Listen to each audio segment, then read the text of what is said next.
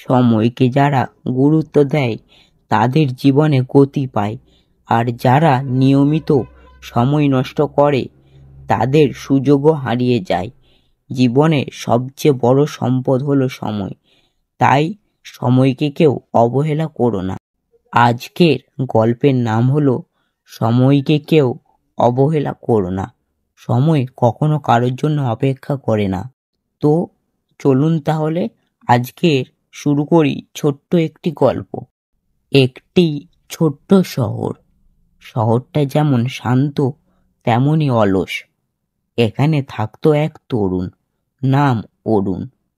বয়স তার 22। স্বপ্ন ছিল বড় বাড়ি, বড় মানুষ হবে, নাম করবে, মা বাবাকে গর্বিত করবে।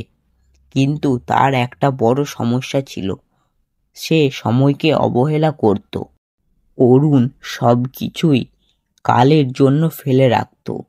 সন্ধ্যাবেলা উঠত দেরি করে, পড়াশোনা শুরু করত দুপুরে, আর কাজের সময় মনে পড়ত আর একটু পর করব। মা প্রতিদিন বলতো, বাবা, সময়কে হেলাফেলা করিস না, সময় একবার চলে গেলে আর ফিরে আসে না। অরুণ হেসে বলতো, আরে মা, এখনো সময় অনেক আছে, কাল থেকে সব ঠিক করে ফেলবো। কিন্তু সেই কাল আর কখনো আসতো না। অরুণ কলেজের ভালো ছাত্র ছিল, কিন্তু সময় মতো কাজ করত না।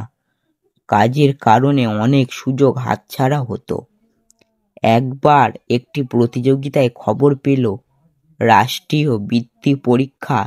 শিক্ষক বললেন, অরুণ, তুমি যদি চেষ্টা করিস নিশ্চিতভাবে পাশ করবি।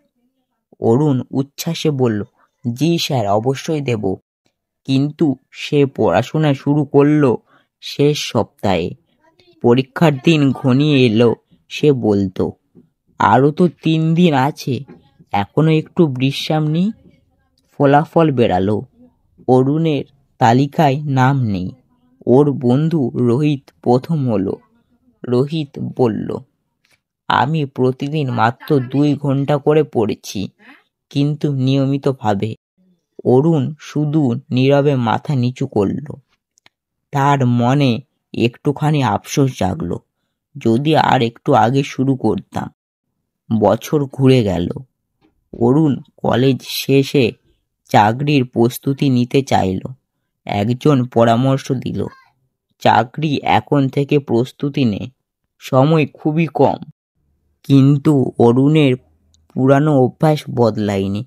সে ভাবল, আরো 1 মাস পর থেকে শুরু করব।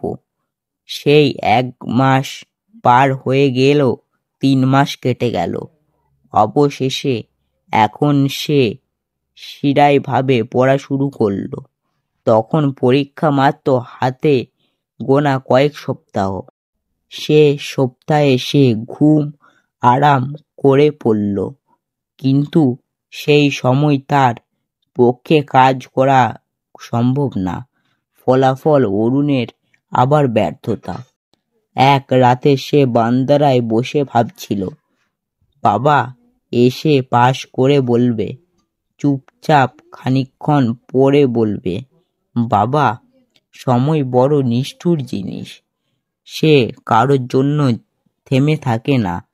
তুই যতই দেরি করবি ততই পিছিয়ে যাবি।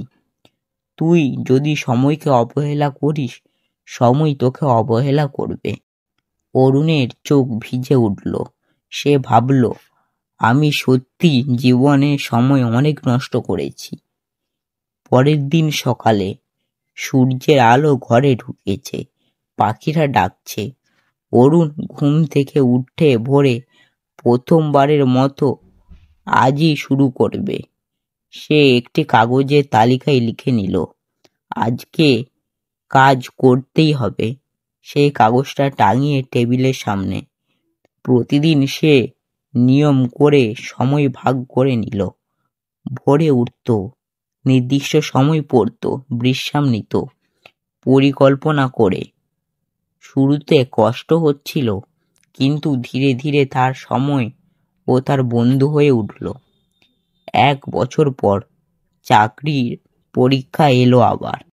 প্রস্তুতি পরীক্ষায় ভালো হলো, ফলাফল বেরালো।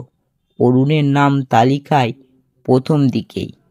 সেই দিন সে বাড়িতে ফিরে মায়ের পা ছুঁয়ে বলল, মা, তোমার কথাই সত্য ছিল।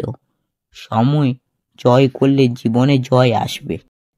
কয়েক বছর পর অরুণ নিজের অফিসে বসে নতুন কর্মচারীদের বললে, আমি এক সময় ভাবতাম সময় অনেক আছে, কিন্তু বুঝেছি সময় কারোর জন্য অপেক্ষা করে না।